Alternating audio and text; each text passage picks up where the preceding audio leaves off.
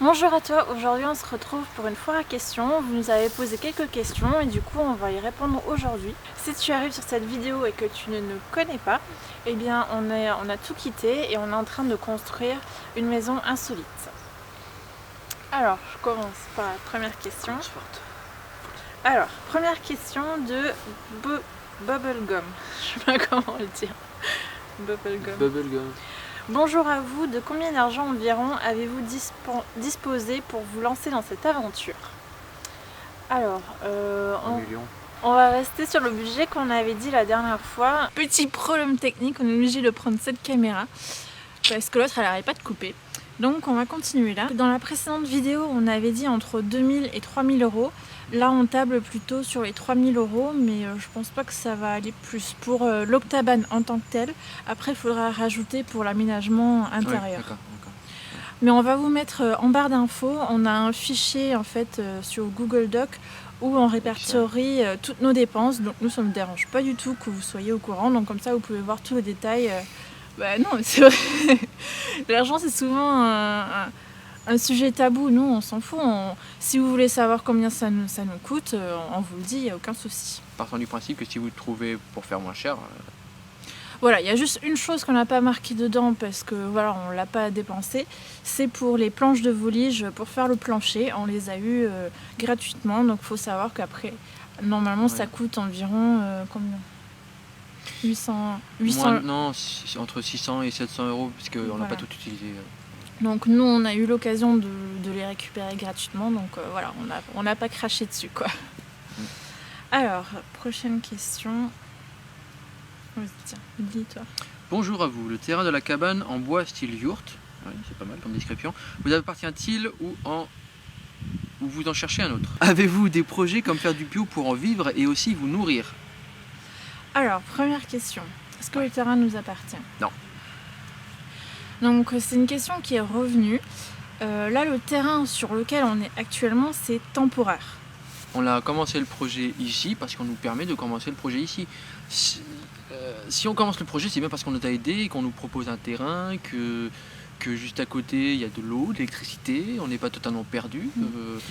Ouais, parce qu'à la base on cherchait un terrain dans les Pyrénées, mais on aurait vraiment été reculé, sans personne, sans électricité, sans eau. Donc pour construire l'octabane, on aurait été très embêtés en fait. Voilà, ça aurait été mon petit rêve de Robinson Crusoe, mais c'est pas réaliste quand on est en couple. Ouais. Et quand on n'est pas des sauvageons. Voilà. Même moi-même, j'aurais travaillé. Enfin, il fait froid là-bas, j'aurais les bouts des doigts gelés. Donc là, en fait, il faut le faire au printemps. Je le répète. Au printemps. Donc là, en fait, le terrain sur lequel on est, c'est vraiment qu'un terrain temporaire pour construire l'octabane. Donc après, on ne sait pas exactement où on va aller, mais le projet, c'est de partir au Québec. On en a peut-être déjà parlé, mais dans voilà. la FAQ, il me semble. On a un terrain là-bas au Québec et on aimerait bien pouvoir y retourner. Et donc, le projet, c'est pas une cabane au fond du jardin, parce que la cabane au fond du jardin ne bouge pas. Là, on fait une octabane démontable et transportable, dans une certaine mesure. Hein, c'est pas un truc qu'on met dans son sac à dos, mais on a prévu ça pour que ça rentre dans un conteneur, que ça puisse être transportable par route et qu'on puisse le redéposer ailleurs. Et donc là, je crois que comme un mobil-home. Les gens qui disent bon, ben, j'ai envie de vivre tranquille, je me prends un petit mobil-home, ils se le font livrer, ils le construisent pas chez eux. C'est le même principe. Pardon pour le petit ton, mais la cabane au fond du jardin, ça m'a un petit peu frustré quand même. Un peu froissant. Et petite précision aussi, les bâtiments que vous voyez directement juste autour de l'octabane, en fait, c'est pas des habitations, c'est des dépendances, c'est des granges. Donc en fait, on n'a aucun vis-à-vis avec personne en fait. Il y en a un, Oui, donc en fait, ce qu'on disait tout à l'heure en attendant qu'il mette le mur, là, la bâtisse qui est en face, c'est une grange, il n'y a absolument rien. Là aussi, en fait, il y a juste un gros tracteur du propriétaire qui est entreposé là, mais pareil, c'est pas du tout habité. Quand je tourne, bon, là il y a le soleil et le contre-jour, donc vous voyez la petite caravane là, et là ici c'est un atelier, donc voilà, c'est pas du tout habité non plus. On passe à la prochaine question. Oh non, t'as oublié la deuxième question de la deuxième partie. Ah oui, avez-vous des projets pour faire du bio, pour en vivre et aussi vous nourrir? Et ça, C'est assez marrant comme façon de tourner la question. Pour Faire du bio, ça veut dire quoi, faire du bio? Non, c'est autant. Non, moi, là où ça m'intéresse, on faire du bio, c'est cultiver bio, mais pour en vivre et aussi vous nourrir. C'est-à-dire que quand tu cultives, c'est pas pour en vivre et te nourrir. Tu sais, il y a la notion de t'envie parce que tu ne fais que le vendre et ça te nourrit parce que tu ne fais pas que le vendre. C'est assez bizarre comme truc. Les anciens paysans, moi je pars du principe, je me suis peut-être mal exprimé, hein, mais moi à la base, c'est les paysans avant, ils cultivaient pour se nourrir et ils en vivaient un petit peu parce qu'ils vendaient les surplus. C'est les deux ou rien, quoi. Bon, pour répondre, est-ce que c'est notre projet? Oui. Ben oui. Après, le truc, c'est que nous, on aimerait bien faire la permaculture, etc. Mais il nous faudrait un endroit stable où on sait qu'on va rester longtemps. Ouais. Là, on n'a pas envie de mettre tout le travail, de mettre tout en marche sur ce terrain-là, puisqu'on sait très bien qu'on ne va pas rester ici et qu'après, ça ne va pas être utilisé. Donc, on n'a pas envie de travailler pour rien, entre guillemets. C'est que ça prend du temps. De ce que j'en sais, il faut 5 ans pour amener un jardin sympathique, quoi. Donc à terme, oui, c'est quelque chose qui nous plaît et qu'on aimerait beaucoup faire. Après, il faut voir comment on arrive à agencer tout ça, parce qu'en fait, vu que notre projet est d'aller au Québec avec le climat là-bas est, disons, rude, il va falloir qu'on mette en place des serres, etc. Ok, on va revenir juste un tout petit peu sur la question du bio, parce qu'il y a peut-être une autre dimension, c'est des projets comme faire du bio. Et en fait, on n'a peut-être pas pensé, mais personne, Slow Waste on the Run, avec mon accent de ouf, il parlait de maraîchage. Et le maraîchage, c'est un métier. Et nous n'avons pas pour ambition de devenir maraîcher. En fait, nous, ça serait vraiment pour subvenir à nos besoins, pour ne plus avoir à aller acheter à l'extérieur. Mais de là à faire vraiment un métier du maraîchage, c'est pas notre but. Oui, c'est comme le petit potager des grands-parents, parce qu'ils sont à la retraite, ils ont du temps pour faire le potager. Et nous, on se dit, mais pourquoi pas prendre le temps de faire le potager. Et s'il y a des surplus, vendre ça sur le marché, mais avant tout, en faire profiter l'entourage si possible. L'entourage, si possible. Et puis les voisins. Mais voilà. ça, c'est un truc. Alors, je reviens sur. On va peut-être passer sur les questions des écovillages à ce moment-là. C'est la question d'après. Ok, parce que ça touche à ça. Donc, Station Z qui nous demande, mais avez-vous déjà pensé à vivre dans un éco-village? Je laisse répondre d'abord. C'est une question qui nous a beaucoup fait parler en fait, parce qu'on voulait juste simplement faire un petit commentaire et puis finalement on a passé pas mal de temps à en discuter. Parce que c'est ni oui ni non. On voulait au début faire une vidéo exprès là-dessus, mais bon, on va répondre là. De prime abord, en fait, non, notre projet n'est pas de vivre dans un éco-village. Premièrement parce que nous, on aime notre tranquillité et notre liberté. Et déjà, ça... La démarche d'aller dans un éco-village, c'est chercher des gens, la socialisation à fond. Je me vois mal m'incruster dans un éco-village avec une communauté déjà faite. Et voilà, moi, c'est pas du tout dans mon caractère, c'est pas du tout dans mon genre de faire ça. Après, si je connais les personnes, pourquoi pas? Mais faudrait vraiment, si on vit un jour dans un éco-village, ça serait vraiment si on a notre coin à nous, si on a notre tranquillité et que... voilà. Ce qui est compliqué avec les éco-villages aussi, c'est que ça veut rien dire un éco-village en soi. Quand on va dans un éco-village, on ne sait pas à quoi s'attendre. Il y a plusieurs sortes d'éco-villages. Il y a vraiment les éco-villages purs et durs où c'est vraiment juste des gens qui veulent revenir au côté rural, qui veulent cultiver la terre, etc. Faire par exemple l'école à la maison, etc. Ça, ce serait plutôt dans notre mouvance. Après, il y a des éco-villages aussi qui sortent sur la tendance, où ils veulent faire un peu du greenwashing. Et ils essayent de mettre des budgets énormes, des technologies, etc. Pour les maisons passives. Pour voilà, écologiser en fait les habitations et vivre quand même dans l'abondance et le confort. Mais c'est toujours vers l'avant. Ouais. C'est du plus, c'est pas du moins. C'est vous voulez vivre bien, alors il vous faut absolument aller dans les dernières technologies parce que c'est forcément ça. Mais nous en fait, on n'a pas envie de se mettre dans des cases, dans des catégories. On n'est pas écolo. On n'est pas minimaliste à fond, même si parfois on peut employer ces termes-là peut-être à tort.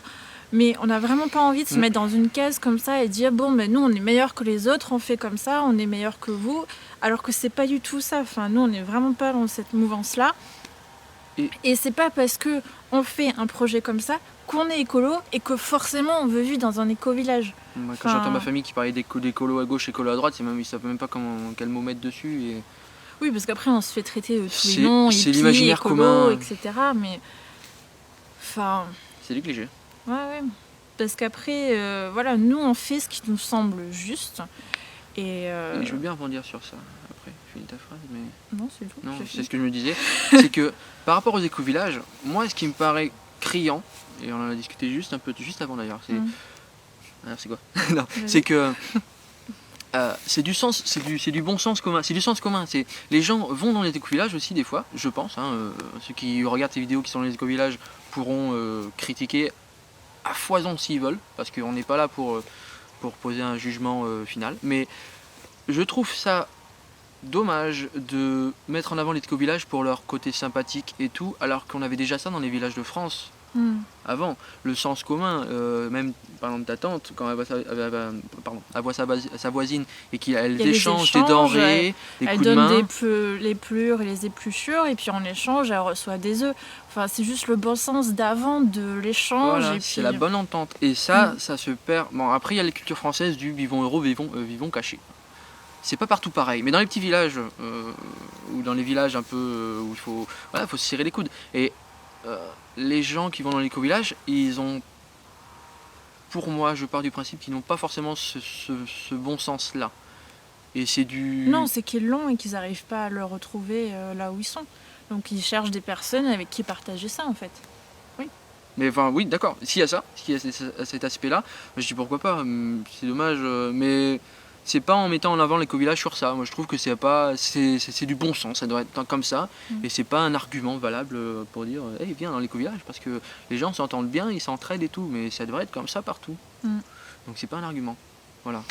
Après, précision. Le truc, c'est que nous, on connaît personne qui a les mêmes intérêts que nous. De notre âge. Voilà, surtout de notre âge.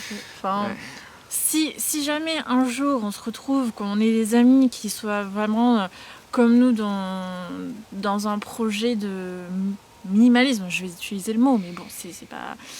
Ben, peut-être que voilà, on aurait envie de vivre à proximité. Moi, j'aimerais bien dire que si on prend le bon dans ce qu'on voit. On essaie de garder que le meilleur et de voir... Et de saisir les opportunités quand elles arrivent, en fait. Et voir sont les fragilités. Les éco-villages, c'est souvent, on n'a pas précisé, le facteur humain qui fait exploser la structure. Je comprends pas pourquoi les éco-villages explosent, parce qu'on se dit que les gens sont pas assez bien pour... Enfin, tu vois Non, après, c'est... Non, mais parce que s'ils partent du principe qu'ils vont dans un éco-village pour partager quelque chose et qu'ils ne le sont pas, et après ils s'en vont, ce qui est important aussi derrière, c'est pour dire que l'enracinement, c'est très important. Alors nous, pour le coup, on parle d'aller au Canada et tout. Voilà, ça peut paraître très paradoxal, mais les gens qui vont s'expatrier... C'est parce que moi, j'ai mes racines là-bas. Je suis pas québécoise, mais pour moi, mon cœur, il est québécois. Donc, Et le bon sens, c'est partout, quoi. Bon, pour résumer, on n'est pas à 100% contre les éco-villages, on n'est pas pour, on laisse la porte ouverte pour les possibilités si on les rencontre, et voilà. mais ça fait pas partie de notre projet, on n'a pas pour but d'aller dans un éco-village. Voilà. Ouais. Tu es d'accord avec moi? Si je dis qu'il y a mieux? Pour nous, je parle de nous. Ouais, c'est compliqué comme question. Ouais, c'est... Mais les éco-villages, c'est déjà un pas, c'est bien. Enfin, les gens qui vont vers ça, je trouve que c'est déjà une bonne action. Oui, mais moi, ce que je te disais à ce moment-là, c'est que c'est pas assez. Ils se contentent de c'est bien. Ouais, c'est bien, c'est bon. C'est comme les gens qui ne se posent jamais à cette question. Voilà, c'est les écolos. C'est bien de faire ça. Ah voilà, j'éteins la lumière, je sauve la planète. Oh, ça me... Ah, je pourrais taper du pied. Voilà, je tape du pied. C'est horrible. Non, tu sauves pas la planète en éteignant la lumière. Tu fais un petit geste. Voilà. Et penser que si tout le monde faisait ce petit geste, tu sauverais la planète, c'est ne pas comprendre l'enjeu, le véritable enjeu global qu'il y a derrière l'énergie. C'est horrible. Et pareil, les économies d'énergie, c'est bien, c'est des beaux mots, mais il faut que ce soit plus global que je fais attention à ne pas laisser trop couler l'eau. Je sais pas, les gens qui se contentent de ça dans leur vie, ils sont déjà finis, quoi. Pour moi, ils sont finis. Ils apprennent rien. Non, mon cœur, Ils apprennent rien. tu peux pas dire ça, c'est un jugement, là, tu juges les Mais personnes. attends, c'est mon avis. Si vous n'êtes pas d'accord, partagez-le aussi. Je veux votre retour d'avis. Sinon, je parlerai pas à une caméra, quoi. Oui. Excuse-moi, t'es obligé de le mettre en vidéo. Moi, je suis ça. pas d'accord. Enfin, si quelqu'un fait un geste, tu vas pas lui dire ouais, mais tu fais que ça. Donc t'es nul parce que. Non, je dis pas ça. Je dis pas qu'il est nul parce qu'il fait ça. Ah, tu dis qu'il est fini, que ça sert plus à rien. Parce qu'il se contente de ça. C'est la personne qui tire une satisfaction finale, un jusque-boutisme là, en se disant c'est bon, je fais ma part. Mais non. Oui, c'est les gens qui se déresponsabilisent parce que voilà, je fais ça, donc le reste, je m'en fous. Alors, on a une question de Anne-Marie Lille. Merci. Oui, Je vais bien dire merci. Au fait, où allez-vous vous installer et de quoi allez-vous vivre si je peux me permettre? Réponse partielle. Donc déjà ça, Canada, voilà, Québec. Comme on l'a dit pour tout la à première l'heure. partie. Donc après, il faut Ah savoir... oui, il fait froid. On grelotte, ne vous en faites pas, c'est normal.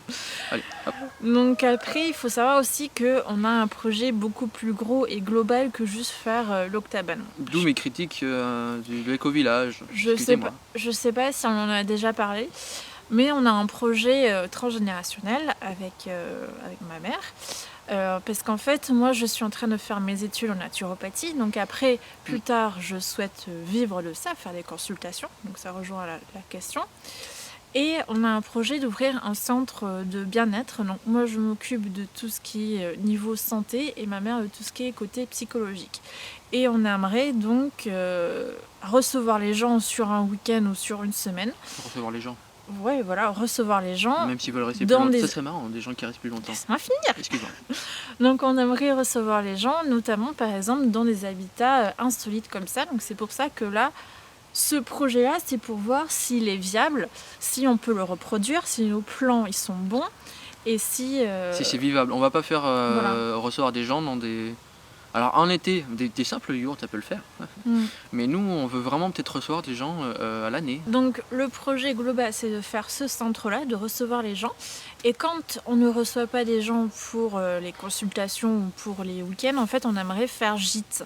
Et donc recevoir des gens et leur montrer comment on vit. Ça, c'est l'aspect pécunier du... Oui, voilà. C'est juste pour la survie. Les gens qui font des gîtes pour des gîtes, c'est du tourisme. Et nous, c'est pas du tourisme qu'on va faire. C'est vraiment à la base de l'accueil de la personne. Chaque personne qui pourra venir à notre emplacement seront peut-être des futures pierres qu'on pourra poser dans un imaginaire commun.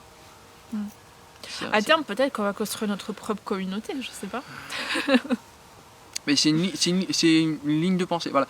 En plus, c'est tout bête parce que par exemple, le fait de faire une expérience transgénérationnelle, c'est transgénérationnel, mais ça se faisait déjà avant, même ça se fait encore aujourd'hui, mais c'est mal vu, c'est souvent dévalorisé parce que c'est souvent par dépit. Le paysan qui vit encore chez sa mère, son grand-père, c'était sa famille, parce que c'est l'aspect pécunier, il faut être ensemble. Ça a aussi beaucoup de bons côtés, je sais pas, la famille, c'est une valeur importante pour ceux qui arrivent à allier les deux. Parce que la famille, depuis pas mal de temps, a beaucoup dévié en niveau de définition, et on aimerait aussi redéfinir ces standards à notre niveau. On va pas dire... Voilà, c'est pas comme actuellement... j'ai le droit de parler du gouvernement. Tu veux dire quoi? Au niveau mondial, c'est tous de redéfinir la famille comme rien. Ouais. Comme tout ce que tu veux. De détruire la famille. Deux personnes qui essaient de vivre ensemble simplement. Et c'est pas que ça, une famille. C'est un projet, c'est une génération, c'est une transmission. C'est pas juste... Voilà, c'est comme le divorce aussi, c'est des trucs, ça vient facilement. Je suis pas contre le divorce, je dis juste qu'il faut pas le banaliser. Donc pour revenir à la question, donc ça c'est nos projets futurs, donc on aimerait vivre de ça. Donc là, dans l'immédiat... Niveau financier, Ouais. moi j'essaie, toujours comme j'ai dit à la première FAQ, moi j'essaie de faire sur internet, de travailler par internet pour des projets liés aux jeux vidéo. Au sens large, c'est-à-dire je suis pas dans une boîte de production, c'est à mon niveau en tant qu'autodidacte. Je me suis formé depuis une petite année. Là je suis sur du Minecraft actuellement, mais j'essaie aussi de travailler avec d'autres personnes qui eux sont semi-professionnels. Enfin voilà, j'essaie de dématérialiser mon bureau. Voilà, de pouvoir travailler sur internet. C'est ça le plus important surtout. J'ai été là-dedans parce que ça me plaît, mais aussi parce que ça me permet d'être sur internet et où je veux dans le monde. Parce qu'après, on a déjà eu des super boulots fixes. On a travaillé dans les magasins bio. Et meilleure expérience du monde. Ouais, ça nous a beaucoup plu, tous les deux. Et le souci, c'est que voilà, nous, on aimerait être indépendants et travailler pour nous. Donc, du coup, on essaie le plus possible de dématérialiser.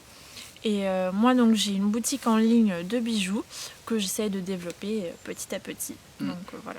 Après, voilà, rien n'exclut le fait que si un jour vraiment on a vraiment besoin, on ira se trouver un boulot, voilà, pour quelques mois. Enfin, on n'est pas. Ce qui est marrant, c'est qu'on critique beaucoup le sens marchand du monde, mais on a un bon sens marchand. Non, t'as le sens commercial. On est sens commercial dans le sens on est avenant, c'est-à-dire que quelqu'un qui vient dans un magasin bio, on le traite comme si on voudrait, enfin comme si c'était nous qu'on recevait. Quand on a une question, il faut y répondre. Enfin, voilà. Et c'est ce qu'on essaie de faire dans ces vidéos aussi, c'est que on vient vous apporter quelque chose, mais si vous nous apportez quelque chose, enfin c'est du donnant-donnant. Et on se met dans la même position dans nos boulots, et c'est pour ça que ça s'est super bien passé. Une question de Abriel R. Et en fait, voilà, qui nous demandait le terrain. Comment que ça se passe, quoi. Comment ça se passe si c'est une cabane au fond du jardin. Ah ben voilà, c'était ce petit Oui, voilà, niveau aventure, voilà, c'était là où c'était un petit peu, c'était gentil, un petit peu piquant par derrière, en se disant, moi j'ai pas envie de vous froisser, mais ça paraît un peu ça va, petit bras, quoi. On le prend bien. Ouais, ça nous a fait sourire. Donc du coup, non, on a répondu tout à l'heure, c'est pas une cabane au fond du jardin, c'est juste, voilà, en attendant de construire. Et c'est bien d'avoir du soutien. Oui, heureusement qu'on a la cabane. Enfin, voilà, on peut dire heureusement qu'on a la petite cabane au fond du jardin pour l'instant, vu que c'est une cabane au fond du jardin, mais qui a vocation de devenir une maison pour nous plus tard, vraiment sur notre terrain, parce que c'est déplaçable et que voilà. Et que et une autre chose que je voulais rajouter, pour l'aspect pécunier, on s'est dit que si jamais la cabane, les plans que tu as fait, etc., si ça marche bien, peut-être qu'on pourrait faire un autre prototype et puis après développer ça pour en vendre. C'est comme les gens qui font des stages pour les maisons en paille, ça on y a pensé. On est super intéressé, faire des trucs en terre paille, waouh, pourquoi pas y aller et donc nous au Saturbois, machin, en octogonal. En fait c'est plus solide qu'une yourte. Et c'est démontable. C'est pour y vivre à l'année. C'est plus isolé aussi parce qu'on a, l'isolation, on a le pare-vapeur, le pare-pluie, etc. Donc voilà, tout ça pour dire, c'est que si le projet il marche bien, peut-être qu'après on peut le développer aussi et puis en vendre. Ouais, j'ai déjà un ami, salut Ama, qui est bûcheron et en plus travaille comme moi un peu sur internet. C'est assez marrant comment on peut se rencontrer comme ça. Et voilà, salut. Et puis en plus au Québec, il y a beaucoup de bois. C'est sauvage et il y a beaucoup de bois à explorer. Donc, ouais. Puis si t'as faim, tu vas sur la route, un petit orignal. Ah mince. Pardon, je suis pas d'accord avec ça. C'est le petit trophée sur la voiture. Bon, dernière question, parce que là ça fait déjà un petit moment qu'on une petite demi-heure. Alors, dernière question de Eva Ange. Votre octabane fera combien de mètres carrés ? C'est une petite précision qu'on avait déjà faite, ça. Je sais plus. On l'avait déjà non, mais c'est avec plaisir qu'on le répète. Il me semblait que c'est. Ouais, peut-être que tu l'as répondu en commentaire, alors excuse-moi. Donc, elle fera un peu moins de 30 mètres carrés. Alors, on va donner plus de dimensions. Ça va être plus pratique. Mais si vous voulez, on peut vous emmener. On vous montre un petit peu comment on va aménager ça. Que là, on fera juste un petit plan sur les murs qui sont un petit peu au sol. Là, on vous montrera comment ça va se fixer ensemble. Prochaine vidéo. Voilà. Petit teasing. Il me casse le dos. Bon, je fais 1m73, 70, bon, 1m70, hein. Avec les bottes 1m75. On est peut-être à 1m80. Voilà. Et là, on met la poche pour la pluie. Tu le vois en haut ? Oui, je vois. Super fisheye. Donc c'est à 2,70. Donc on a 1 mètre d'écart. Donc là on aura quand même, si on part sur un mur, voilà je le mets n'importe comment, excusez-moi, mais hop. Voilà, donc vous avez quand même de quoi, il y aura quand même à chauffer. Voilà, donc on aura 30 mètres carrés à peu près ici. Et avec la hauteur sous plafond. En volume, je sais pas, ça serait marrant. C'est des calculs vraiment pas très intéressants à faire. Le volume total de l'espace habitable. Je parle en volume d'air à chauffer. On aura le poêle à bois juste là au milieu. Voilà, mais c'est un poêle à bois qui peut chauffer 30 mètres carrés. Donc on part du principe que c'est pour une maison normale. Donc non, le plafond est quoi, à 2 mètres 20 ? Le poêle à bois il chauffe 70 mètres carrés. Non mais voilà, au minimum, je veux dire de 30 à 75. Voilà. Mais je pense que le 30 à 75 c'est par rapport à la hauteur sous plafond et que nous c'est du 1,80 jusqu'à 2,50. Donc une maison traditionnelle, je crois que c'est quoi, 2,20 m la hauteur du plafond, 2,30 m. Je sais pas. Tu sautes, tu touches. Ouais, on va dire ça, 2,30 m. Donc franchement on a largement de quoi chauffer. Après faut savoir qu'en fait il y aura que 2 murs pour la salle de bain en fait. Il y aura une partie comme ça, voilà, qui sera fermée. Tout le reste, ça sera ouvert. Donc là, en fait, il y aura la cuisine ici, la salle à manger. Et ici, donc, il y aura notre chambre. Voilà. Ça ne sera pas le mur comme ça, mais on peut le matérialiser comme ça. Donc là, je suis dans la douche, quoi. Bon, on commence à avoir froid, alors on vous dit au revoir. J'espère surtout qu'on aura pas mal de réactions, parce que c'est tout l'intérêt du fait que nous on vous communique des choses. Si ça n'intéresse pas les gens, de toute façon vous n'aurez pas atteint la fin de la vidéo. Déjà on est content, merci pour vos questions, ça nous fait plaisir, ça veut dire que ça vous intéresse. Ouais. Et on remercie encore une fois nos familles pour le soutien qu'ils nous accordent. En étant au fond, la petite cabane au fond du jardin. Arrête. Donc surtout n'hésitez pas, si vous avez d'autres questions, on fera encore une autre FAQ, ça ne nous dérange pas du tout, nous ça nous fait plaisir. Oui. Et voilà, donc on vous dit à la prochaine. Salut. Le boulot, le travail, Si tu arrives sur cette vidéo et que tu si tu arrives... aussi t'as des problèmes d'orthophonie. Arrête. Sois mon ami. Éteins-le, rallume-le. On va rester sur le budget qu'on avait dit dans notre précédent. Super énervé là. Reprends, t'es super énervé. Mais ça veut dire ça arrête pas de couper. Ouais. Donc à terme, oui c'est... J'ai fait un grand sourire débile.